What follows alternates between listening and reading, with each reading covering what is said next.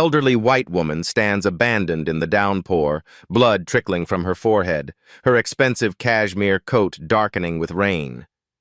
Three businessmen step around her without breaking stride. A woman on her phone actively changes course to avoid contact. The old woman reaches for a streetlight, misses, sways dangerously. Marcus checks his phone. 22 minutes until deadline. His mother's voice haunts him. "You get one shot at breaking out, baby. Don't waste it." The scholarship office sits just 3 blocks away. 3 blocks between struggle and salvation. The elderly woman calls out, voice trembling, "Please, can someone help me find Calvert Tower?" My grandson is waiting. A suited executive bumps her shoulder and keeps walking. She stumbles. Marcus makes his choice in an instant. He lunges forward as she falls, catching her just before she hits concrete. His portfolio crashes into a deep puddle. Ink bleeds through paper, dreams dissolving in dirty water. "Thank you, young man," she says, blue eyes suddenly clear and piercing despite her confusion. "I seem to have lost my way." A security guard approaches, hand hovering near his weapon. His gaze flicks between Marcus's black face and the wealthy white woman in his arms. Suspicion hardens his features. "Step away from the lady," the guard demands. "She needs medical attention," Marcus replies, standing his ground. "And respect. Something you people seem fresh out of today." The guard reaches for his radio. The scholarship office closes in 19 minutes. The application drips ruined onto the sidewalk. Marcus makes a second choice, just as costly as the first. He doesn't run. Some things matter more than scholarships.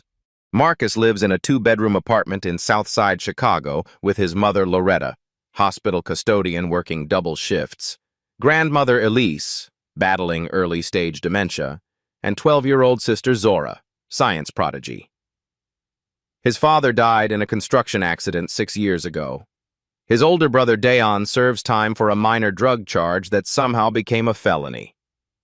Each morning, Marcus wakes at 5 a.m. to help Grandma Elise with her medications before catching 2 buses to Westridge Academy, an elite private school where he's one of only 7 black students.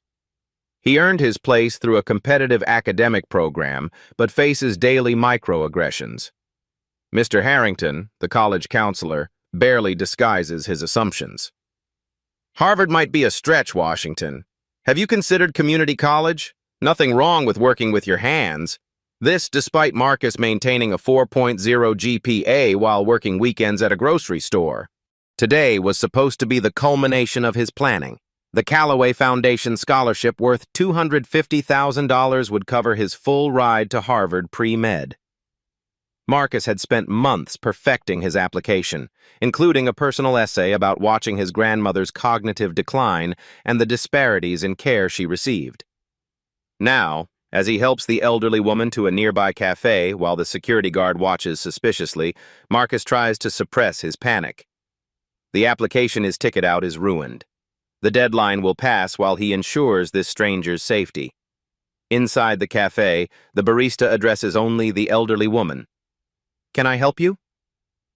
"This young man is helping me," the woman says firmly. "I seem to have gotten lost, and he's the only person who stopped. I think I hit my head when my driver didn't show." Marcus helps her to a table and finally introduces himself. "I'm Margaret Callaway," she responds, dabbing at her forehead with a napkin. Marcus freezes. "Callaway? As in the Callaway Foundation?" Margaret nods. "My late husband founded it. I serve as chairperson emeritus, though my grandson handles most operations now." The irony crushes Marcus. He's missing his Callaway scholarship deadline to help Margaret Callaway herself. When he explains his situation, Margaret insists on calling her grandson Bradford to extend the deadline. Bradford, speaking loudly enough for Marcus to hear, dismisses her. "Grandmother, we can't make exceptions. It undermines the integrity of the selection process. Besides, if he can't meet a simple deadline, he's hardly Harvard material." Marcus's heart sinks as Margaret hangs up. "I'm so sorry, dear." Bradford can be rigid. No need, Mrs. Calloway. My mom raised me to help people who need it. Outside the cafe window, he spots his scholarship application pages scattered by wind, dissolving in puddles. 4 years of work, gone. His phone buzzes with a text from his mother. "How did it go, baby? Did you submit it on time?" As Marcus helps Margaret into a taxi to her grandson's office, a police cruiser pulls to the curb. 2 officers step out. "Is this kid bothering you, ma'am?" the first officer asks, hand resting on his holster. Before Marcus can speak, Margaret draws herself up with surprising authority. "This young man saved me when dozens walked past. He missed an important appointment to ensure my safety, and now you're harassing him instead of thanking him. Your badge numbers, please." The officers backpedal quickly, but the damage is done. Marcus feels the familiar weight of being viewed as a threat first, a person second. As the taxi pulls away, Margaret hands Marcus her business card with her personal number scrawled on the back. "This isn't over, Marcus Washington. I pay my debts." But Marcus knows better than to hope. People like the Calloways might offer platitudes, but they rarely upset their own systems for someone like him. He walks to the bus stop in the rain, trying to figure out how to tell his family that their shared dream just washed away because he chose to be kind to a stranger. That evening, he sits at their small kitchen table as his mother stirs a pot of her famous jambalaya, a recipe passed down from his Louisiana-born grandmother. The spicy aroma fills their apartment, but Marcus can't enjoy it. "You did the right thing," his mother says after he explains what happened. "That woman needed help." "The right thing cost us everything, Mom." She sets down her wooden spoon and takes his face in her hands. "Listen to me. Your father and I didn't raise you to walk past someone in trouble because helping them might be inconvenient. That scholarship would have opened doors, yes. But sacrificing who you are to get those opportunities? That cost is too high." Marcus nods, but can't shake the weight settling on his shoulders. Tomorrow, he'll need to recalibrate his entire future based on one moment of kindness that the world seems determined to punish. 2 weeks pass, and Marcus has heard nothing from Margaret Calloway. The foundation announces its scholarship recipients, none named Marcus Washington. His mother tries to hide her disappointment, but he catches her crying in the kitchen late one night. "It's okay, Mom. I can still go to state with partial aid. I'll work and take loans for the rest." Loretta wipes her eyes. "You deserved better, baby." "At school, mister." Harrington's smugness is unbearable. "Sometimes these reach schools just aren't meant to be, Washington. No shame in setting more realistic goals." When Marcus returns home that afternoon, he finds a certified letter waiting. Harvard University has rejected his application despite his perfect academics. The reason, his character assessment from Westridge Academy, contained concerns about his reliability and commitment.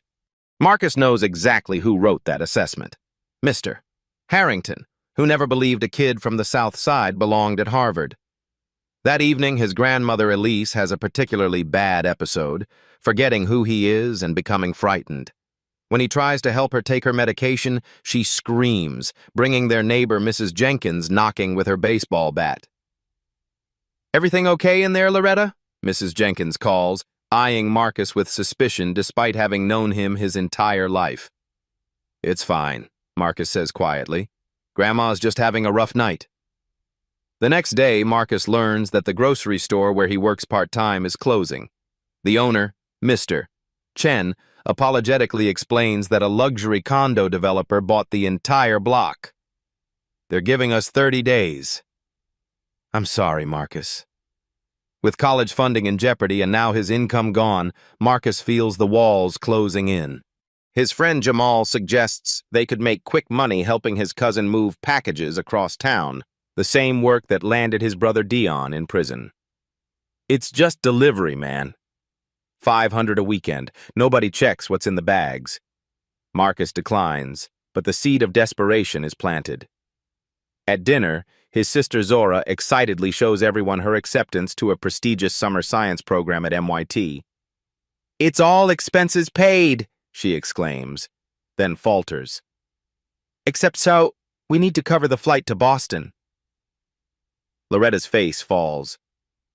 "Baby, with Marcus's scholarship falling through and me picking up extra shifts to cover Grandma's new medication, I don't know if we can swing a plane ticket right now." Zora forces a smile. "It's okay, Mom." Maybe next year. Later that night, Marcus stares at Jamal's text. Offer still open. One weekend equals Zora's plane ticket. Just saying. The next morning brings more trouble. Their landlord stops Marcus in the hallway with an eviction warning. "Your mother's late again, kid." "I've been patient because you're good tenants, but the new management company doesn't care about that. They want everyone out so they can renovate and double the rent." At school, Marcus discovers his locker has been vandalized with a racial slur. When he reports it to the administration, the vice principal sighs. "Without witnesses, there's nothing we can do." "Perhaps you misremembered your combination and someone became frustrated trying to open what they thought was their locker?" Marcus clenches his jaw. "It's my locker. My name is on the assignment sheet, and that's not a word someone uses out of frustration." The vice principal shuffles papers. "Let's not make mountains out of molehills, Mr. Washington. You're graduating in a few weeks anyway."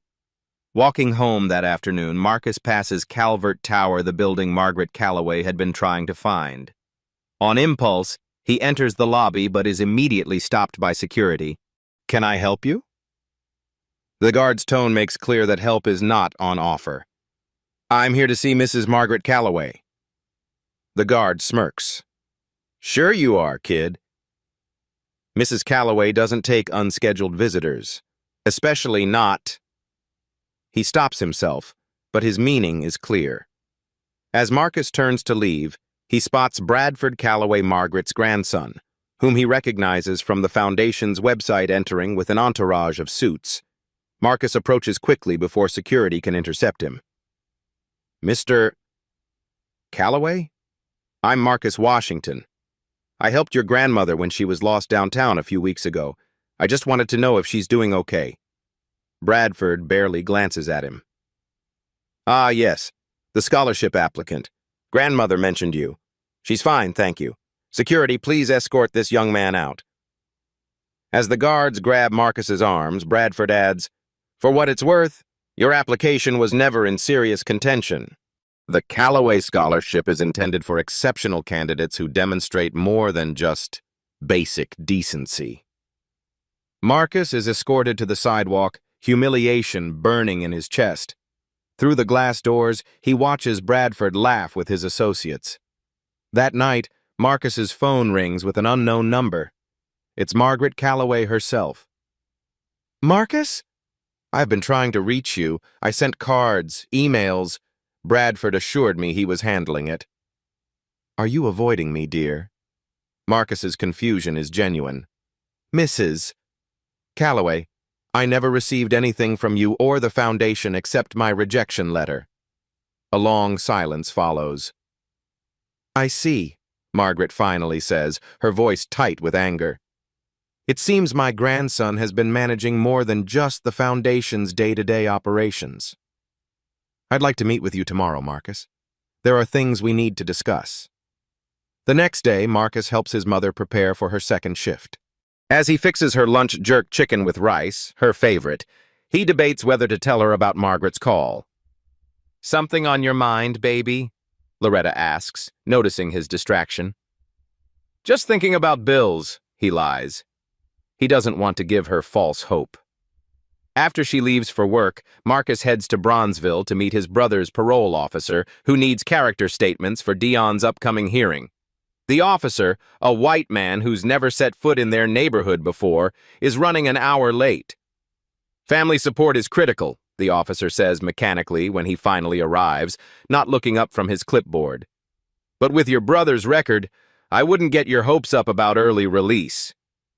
Marcus bites back his response. that Dion's record was a first-time offense that would have been a misdemeanor if he'd been white or wealthy. Instead, he silently fills out the forms, knowing any show of frustration will only hurt his brother's chances. On his way to meet Margaret, Marcus passes the Callaway Foundation's community center in Hyde Park, a gleaming building with the motto, "Opening Doors," through education etched in its facade. The irony isn't lost on him.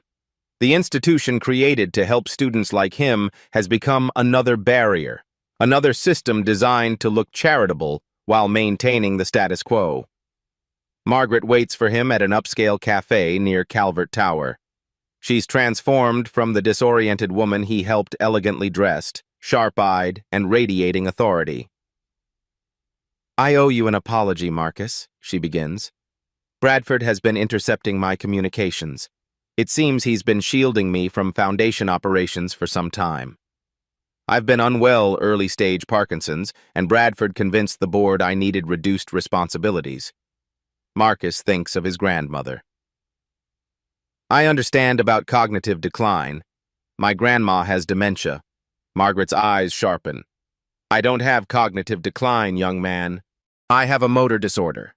There's a significant difference, which Bradford has deliberately blurred to consolidate his control." She continues, "The Foundation was my husband's legacy. He built his fortune from nothing and wanted to create opportunities for deserving students regardless of background. In recent years, I've noticed our scholarship recipients becoming less diverse." "Look at this," Margaret says, opening her tablet to show Marcus a spreadsheet. 5 years ago, 43% of our recipients were students of color. Last year, 9%. This year, just 1, and he's the son of a prominent donor. Marcus isn't surprised, just weary. "No offense, Mrs. Callaway, but this is how the world works. People like me can do everything right and still lose to a rigged system." "That doesn't make it acceptable," Margaret says firmly. "My husband and I built this foundation to fight against such systems, not perpetuate them." As they talk, Marcus notices a vintage Leica camera in Margaret's bag. She catches his glance and smiles. "You have a good eye. Edward, my husband, was a photographer before he became a businessman. This was his first professional camera. I carry it to feel close to him. The simple humanity of this gesture touches Marcus." When Margaret mentions her late husband's love of jazz, Marcus shares his own passion for music, including his collection of vinyl records inherited from his father, one of the few things he has to remember him by. "Do you have any Coltrane?" Margaret asks, eyes lighting up. "A Love Supreme," Marcus confirms. "Original pressing. My dad bought it from a South Side record store that closed in the 90s. Edward would have appreciated that. He believed music and photography were windows into truth, ways of seeing beyond surface appearances to what really matters." Marcus considers her words. "Is that why you started the foundation? To see beyond appearances? See beyond." Margaret's expression grows serious. "Edward grew up poor in Appalachia. White, but poor. He understood what it meant to have doors closed based on circumstances beyond your control. The foundation was his attempt to open those doors for others." She pauses. "What Bradford has done, quietly shifting our focus to privileged students, betrays everything Edward stood for." "What can you do about it?" Marcus asks. "More than Bradford realizes," Margaret replies. "I'd like to offer you a job, Marcus. I need an assistant I can trust, someone outside Bradford's influence. Someone who stops to help lost old women in the rain when everyone else walks by. The position would pay enough to cover his family's rent and his sister's plane ticket, with hours that would allow him to attend community college part-time." "Why me?" Marcus asks skeptically. "You don't even know me." Margaret sets down her teacup. "Character reveals itself in moments of inconvenience, Marcus. You sacrifice something precious to help a stranger." Before Marcus can respond, Bradford appears at their table, his expression thunderous. Grandmother, we've been looking everywhere for you. Your doctor appointment was an hour ago. Margaret doesn't flinch. I don't have a doctor appointment today, Bradford. I'm interviewing Marcus for a position as my personal assistant.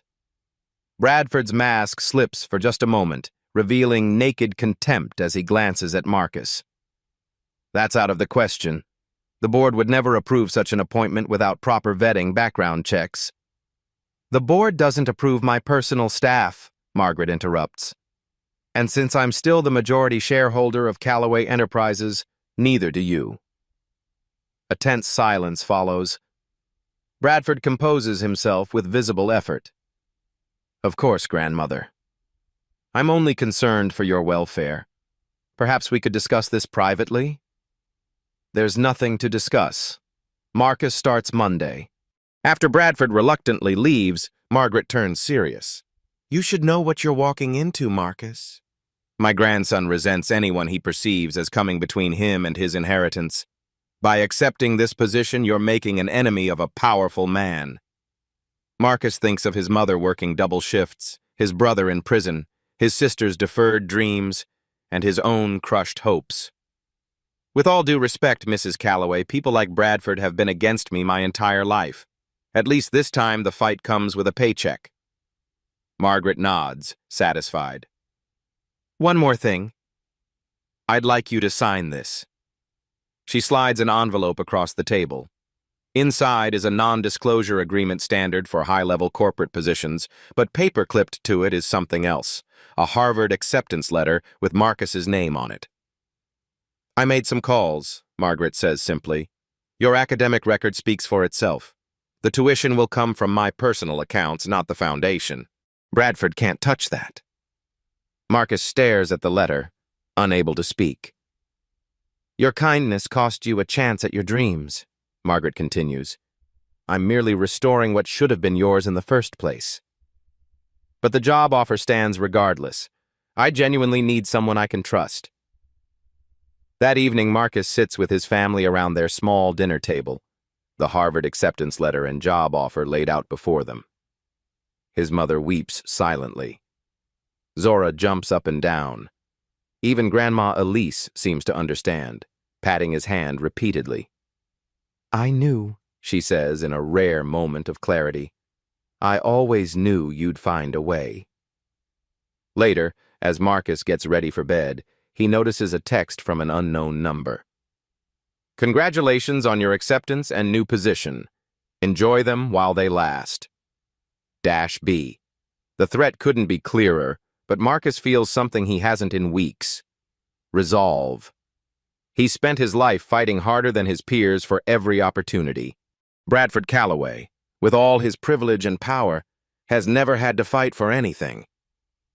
As Marcus passes his grandmother's room, he hears her talking to herself, a symptom of her dementia. But tonight, her words strike him. They think kindness is weakness, she murmurs. That's how you know they've never really needed it. He pauses, then continues to his room, where he carefully places the Harvard letter on his desk beside a framed photo of his father. Whatever Bradford has planned, Marcus knows one thing for certain. Underestimating him would be Bradford's first mistake. Marcus has been working for Margaret for 3 weeks when the first sign of trouble appears. While organizing her correspondence, he discovers several letters from the Foundation's legal team that Bradford had intercepted, letters outlining concerns about demographic shifts in scholarship recipients and potential violations of the Foundation's charter. When Marcus brings these to Margaret's attention, she is visibly shaken. This is worse than I thought. Bradford isn't just changing the Foundation's direction, he's actively subverting its legal mandate. Together, they begin quietly investigating the Foundation's records. Margaret gives Marcus access to the digital archives using her executive credentials, and they discover that Bradford has been systematically redirecting funds from diversity initiatives to pet projects and organizations connected to his wealthy friends. This is fraud, Marcus says, staring at the screen. He's embezzling from a charitable foundation. Margaret's face hardens. It's his character, too. Bradford was always entitled, born into wealth he never earned, but I never imagined he'd betray his grandfather's legacy this way. Their investigation is interrupted when Bradford appears unannounced at Margaret's office. He eyes Marcus coldly before addressing his grandmother. The quarterly board meeting has been moved up.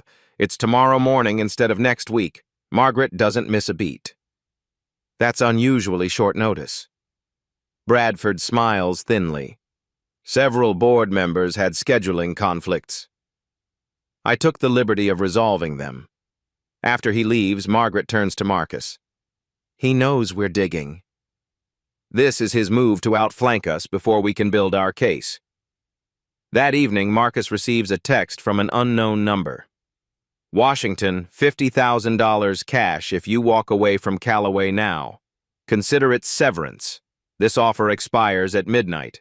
He shows Margaret, who isn't surprised. Bradford is testing your price. Everyone has one, in his worldview. Marcus thinks about what that money could do for his family, clear their debts, secure stable housing, pay for his sister's education. But he also thinks about his own deferred Harvard acceptance, waiting for fall, and how Margaret restored his future when Bradford tried to steal it. I don't have a price, Marcus tells her. Not for doing what's right. Margaret smiles. I was hoping you'd say that. Because I've made a decision. She reveals that she's been recording all her interactions with Bradford, documenting his attempts to undermine her authority by falsely claiming she's cognitively impaired. She's also been gathering evidence of his financial misconduct. Tomorrow I'm going to call for a vote of no confidence and have Bradford removed from the foundation. With the evidence we've gathered, the board will have no choice but to act. As Marcus leaves Margaret's penthouse that night, a sleek black car pulls alongside him. The window lowers to reveal Bradford Callaway. Get in, Washington. We need to talk. I'll pass, Marcus replies, continuing to walk. Bradford calls after him. She's using you, you know. My grandmother collects people like charity projects. When she's done performing her white savior routine, she'll discard you. Marcus stops. Is that what happened to you? Bradford's face darkens. You think you know her? You know nothing. My grandfather built Callaway Enterprises from nothing. My father expanded it. I've spent my life preparing to lead it. Then grandmother decided the family legacy should go to funding scholarships for people who haven't earned their place. People who haven't earned their place, Marcus repeats, like me. If the shoe fits. Marcus stands his ground. Mrs. Callaway showed me the original foundation charter. Your grandfather grew up poor in Appalachia. The foundation was created specifically to help students without advantages get opportunities they earned through hard work. Students exactly like me. Bradford's mask of civility slips completely. My final offer, $100,000, cash, tonight, or you'll regret choosing the wrong side. As Bradford's car pulls away, Marcus's phone buzzes with a news alert. Margaret Callaway, 78, hospitalized after fall at home. Marcus rushes to Chicago Memorial only to be stopped at the ICU desk. Family only, the nurse says firmly. As he argues with hospital security, Marcus spots Bradford emerging from Margaret's room, speaking intently with a doctor. When Bradford sees Marcus, he walks over with a satisfied smile. Unfortunately, my grandmother has taken a turn for the worse. Severe confusion, possible stroke. The doctors say she's not competent to make decisions. As her only living relative, I'll be taking over her affairs effective immediately. He hands Marcus an envelope. Your employment is terminated. Security will escort you out. As Marcus is led away, he catches a glimpse through the window of Margaret's room. She's awake, clearly agitated, trying to communicate with a nurse who's adjusting her IV. Something is very wrong, and Bradford is behind it. The next morning, Marcus discovers his access to Callaway Tower has been revoked. His company phone and email no longer work. Bradford has moved with ruthless efficiency to erase Marcus's connection to Margaret and the foundation. When he tries calling Margaret's personal number, a hospital administrator answers, explaining that Mrs. Calloway's condition has deteriorated and she's been moved to a private facility for specialized care. No, they cannot disclose the location. No, they cannot pass on messages. Yes, her grandson has power of attorney now. Marcus feels helpless rage building. He knows Margaret wasn't confused or impaired. They'd spent hours reviewing complex financial documents just yesterday. Whatever's happening is Bradford's doing. Without his job at Calloway, Marcus's family faces immediate financial crisis. His mother finds him updating his resume at the kitchen table. "Baby, what happened?" "I thought things were going so well." Marcus can't bring himself to tell her everything. The hope of Harvard now seems cruel in light of their reality. "It didn't work out, Mom." Politics. Loretta sits beside him, her hands work-worn but steady. "Politics is just another word for people abusing power. What are you going to do about it?" Before he can answer, there's a knock at their door. 2 detectives from the Financial Crimes Division stand in the hallway. "Marcus Washington? We need to ask you some questions about unauthorized access to Calloway Foundation accounts and missing funds." His mother pales beside him. "My son hasn't stolen anything in his life." The female detective's expression remains neutral. "Ma'am, we're investigating the transfer of $247,000 from the Foundation's emergency fund to an offshore account. The transfer was initiated using your son's login credentials." Marcus is stunned. "That's impossible. I never had access to Foundation accounts. We have digital evidence indicating otherwise," the male detective says. "We'll need you to come with us." At the police station, Marcus learns the full extent of Bradford's plan. Not only has he been framed for embezzlement, but Bradford has also filed a restraining order against him on Margaret's behalf, claiming Marcus was stalking his grandmother and attempting to manipulate her into changing her will. "Do you understand how this looks?" the detective asks. A young man ingratiates himself with a wealthy elderly woman, gains access to her accounts, then transfers money right before she's hospitalized. The DA is already talking felony charges. Through the two-way mirror, Marcus sees Bradford arrive at the station, playing the role of concerned grandson perfectly as he confers with the officers. The public defender assigned to Marcus is overwhelmed and skeptical. They have digital evidence, login records, and multiple witnesses saying you were obsessed with the Calloway fortune. Bradford Calloway has offered to drop charges if you sign a confession and agree to never contact his grandmother again. "I didn't do this," Marcus insists. "Mrs. Calloway was investigating Bradford for misappropriating Foundation funds. He's framing me to cover his tracks." The lawyer sighs. "That's a serious accusation against one of Chicago's most prominent citizens. Do you have any proof?" Marcus thinks of the documents he and Margaret uncovered, all stored on Calloway servers he no longer has access to. The recordings Margaret mentioned, where are they kept? Her personal phone? Her computer? All controlled by Bradford now. "Nothing I can access," he admits. "Then I strongly suggest you consider the deal. First-time offender, you might get probation instead of prison time." Marcus thinks of his brother Dion, who took a plea bargain for a crime he didn't commit because fighting would have meant risking years instead of months behind bars. Is this how the cycle continues? Released on bail that drains his mother's meager savings, Marcus returns home to find an eviction notice on their door. The landlord's patience has run out. They have 72 hours to vacate. That night, his sister Zora crawls into his bed like she did when they were younger and there were thunderstorms. "You didn't do it," she says. It's not a question. "No." "Then we'll prove it." Marcus hugs her. "It's not that simple, Z. People like Bradford Calloway don't lose to people like us." "That's what they want you to think," she replies with the fierce conviction of a 12-year-old who hasn't yet learned to accept injustice. "But Mrs. Calloway believed in you, and so do I." The next morning brings the final blow. Harvard University emails to rescind his acceptance due to the pending criminal investigation. The dream that had been restored now shattered again. As Marcus helps his mother pack their belongings, preparing to move in with his aunt in an even more cramped apartment, his phone lights up with a text from an unknown number. "Marcus, it's Doctor Elaine Chen, Margaret's personal physician. Something is very wrong. Bradford won't let me see her. Meet me at Carter Park, 3 p.m. Come alone." Marcus stares at the message. His mother notices his expression. "What is it?" He hesitates, then shows her the text. It might be nothing. It might be another trap. Loretta reads it twice, then looks him in the eye. Or it might be the truth trying to find its way out.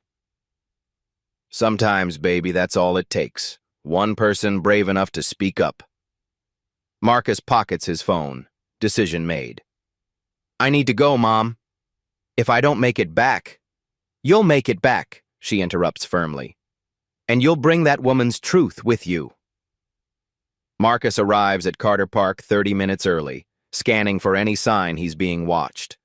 Bradford has proven himself both ruthless and thorough. This could easily be another trap. Dr. Chen arrives precisely at 3 o'clock, a petite Asian woman in her 50s with a no-nonsense manner. She gets straight to the point.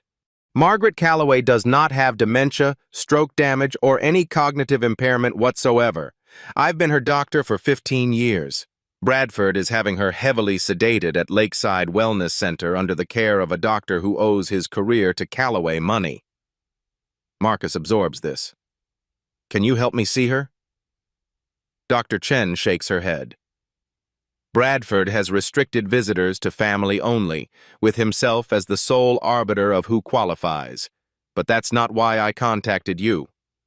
She hands Marcus a small leather case. Inside is an antique key and a handwritten note in Margaret's elegant script.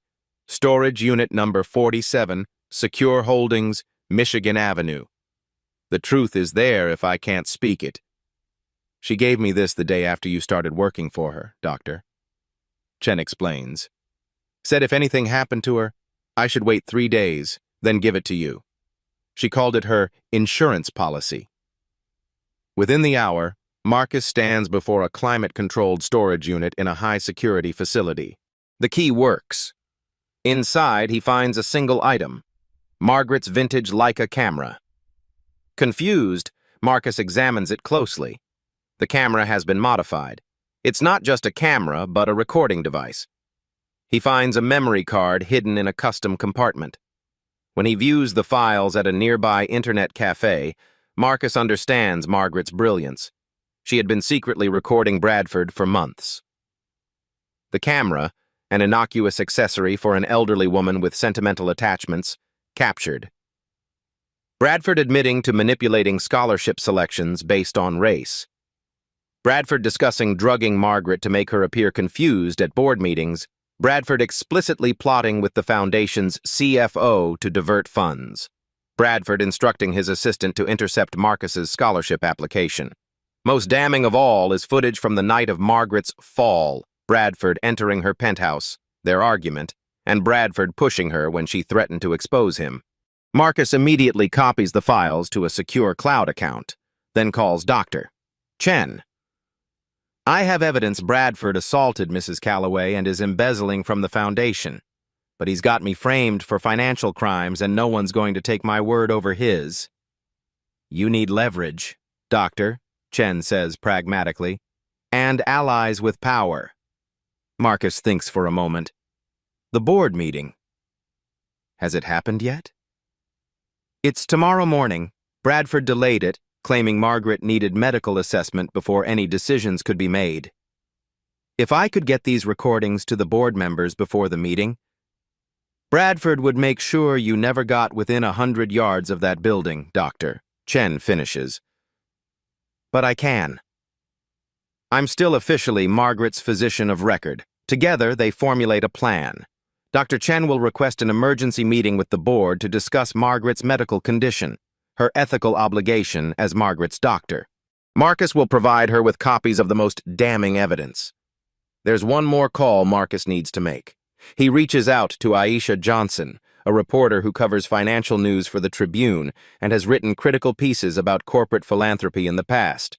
He offers her an exclusive story: corruption at one of Chicago's most prestigious foundations. The next morning, as the Callaway Foundation board assembles, Bradford feels confident. He's neutralized his grandmother, framed Marcus, and is prepared to consolidate his control over the family empire. He even wore his grandfather's custom-made platinum watch for the occasion, a symbol of legacy he feels entitled to claim. When Dr. Chen requests to address the board regarding Margaret's condition, Bradford tries to block her, but the board chair, an old friend of Margaret's, overrules him. "Members of the board, Doctor." Chen begins, "I come to you with grave concerns about both Mrs. Callaway's current situation and the Foundation's integrity." Bradford interrupts. Dr. Chen no longer has authority to— "Actually," comes a voice from the doorway, "my doctor speaks with my full authority." Margaret Callaway stands in the entrance, supported by Marcus. She's pale but clear-eyed and radiating determination. The board erupts in confusion. Bradford goes white. "Grandmother, you should be resting. Your condition—" "My condition," Margaret says coldly, "is righteous anger, Bradford." Nothing more. Dr. Chen explains how she and Marcus located Margaret at Lakeside Wellness Center and, using her medical authority, ordered a reduction in Margaret's medication. Once clear-headed, Margaret signed forms revoking Bradford's power of attorney. "But that's not all," Margaret continues. She nods to Marcus, who activates a laptop connected to the boardroom's display system. "My assistant has evidence you all need to see." As the recordings play, Bradford's carefully constructed facade crumbles. The board watches in shock as Bradford admits to racial discrimination in scholarship selections, financial fraud, and ultimately, assaulting his grandmother. Bradford lunges for the door, but security guards alerted by Dr. Chen's earlier call block his exit. "This is a setup," Bradford snarls. "He's manipulated these recordings." He points at Marcus. "This street kid has corrupted my grandmother, turned her against her own blood for money." Margaret steps forward. "Blood?" "Let me tell you about blood, Bradford. Your grandfather was born to a black mother and a white father in 1937 Mississippi. He was light-skinned enough to pass as white, which he did to survive and build this company. But he never forgot where he came from or the opportunities denied to those who couldn't hide their heritage." The boardroom falls silent. Why do you think he established the foundation with such emphasis on helping minority students? Why do you think our family charter explicitly prohibits discrimination? You've been dismantling your own grandfather's attempt to right historical wrongs, Bradford. You've betrayed not just me, but your own heritage. Bradford stares at his grandmother in shock. "That's impossible. Grandfather was white. Father was white. I am white." "You are a quarter black, Bradford," Margaret says softly. "Your father knew.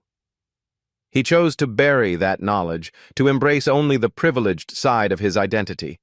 But your grandfather left me very specific instructions about the Foundation's mission precisely because he understood both worlds." The board members sit in stunned silence as Margaret turns to Marcus. "Show them the final recording, please." Marcus plays the last file of video Edward Callaway made before his death 15 years ago, intended for the Foundation board. In it, the elderly Edward reveals his mixed-race heritage and his lifelong commitment to creating opportunities for talented students regardless of background. "My fortune was built on the privilege of appearing white," Edward says in the recording. "The Foundation is my attempt to extend that privilege to those who haven't been granted it by accident of birth." As the video ends, the board chair clears his throat. "Bradford Callaway, in light of this evidence, I am calling for an immediate vote to remove you from all positions within the Callaway Foundation and to refer these matters to the proper authorities." The vote is unanimous. 3 months later, Marcus stands on Harvard's campus, still hardly believing he's really here. The criminal charges against him were dropped when Bradford confessed to framing him as part of a plea deal to avoid a longer prison sentence for his financial crimes and elder abuse. Bradford Calloway will serve 5 years in federal prison. The news coverage was extensive, with Aisha Johnson's expose leading to broader investigations of discrimination in philanthropic organizations nationwide. Marcus's phone buzzes with a video call from home. His sister Zora appears on screen, wearing an MIT summer program t-shirt, her smile radiant. "How's my favorite Harvard man?" she teases.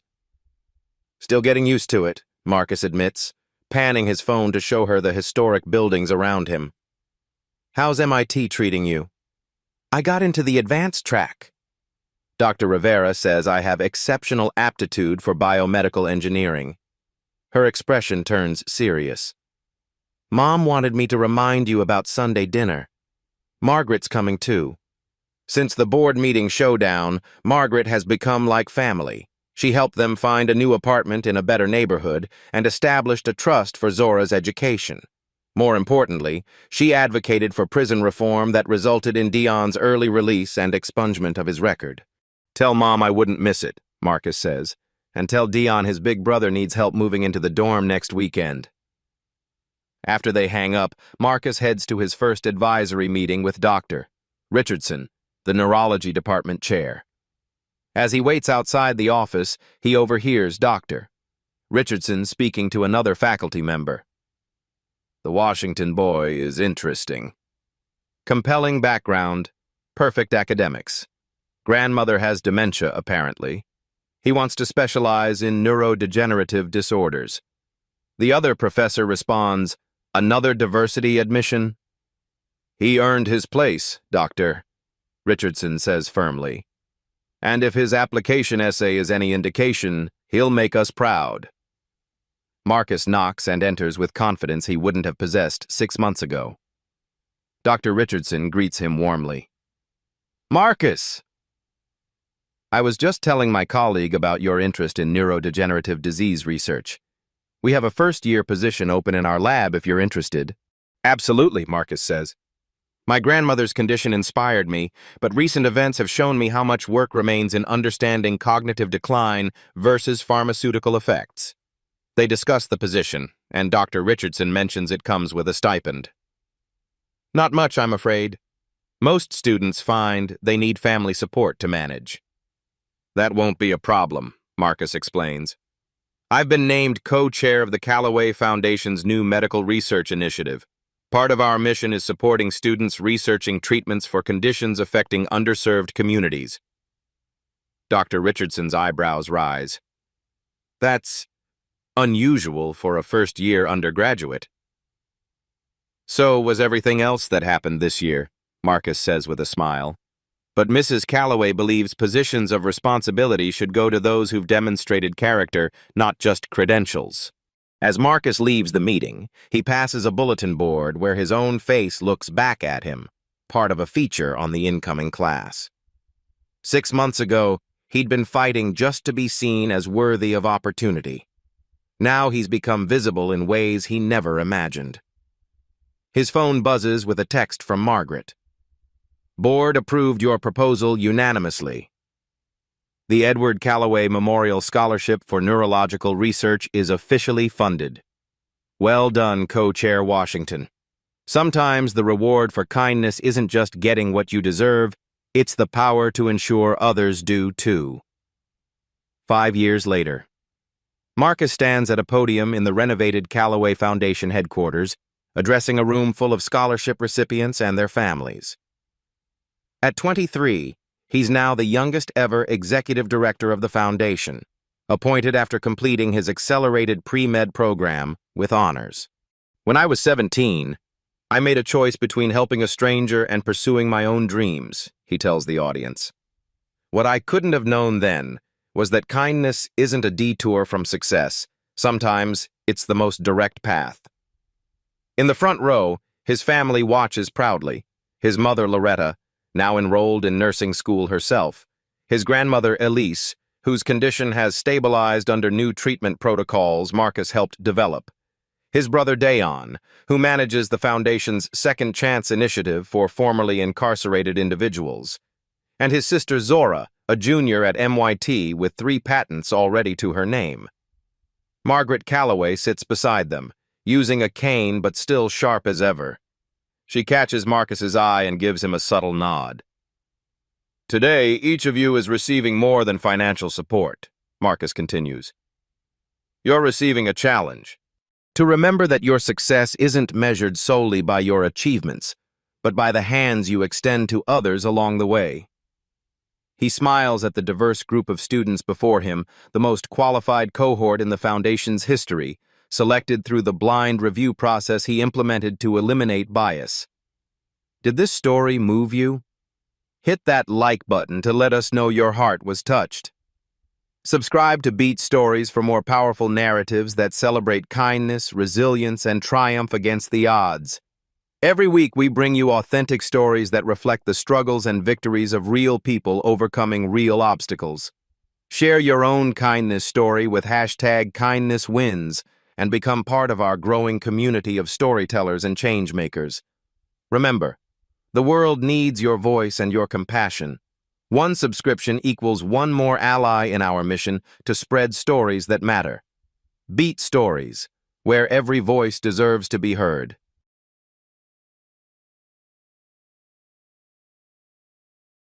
Every time someone stands up, speaks out, or refuses to be erased, a new story is born.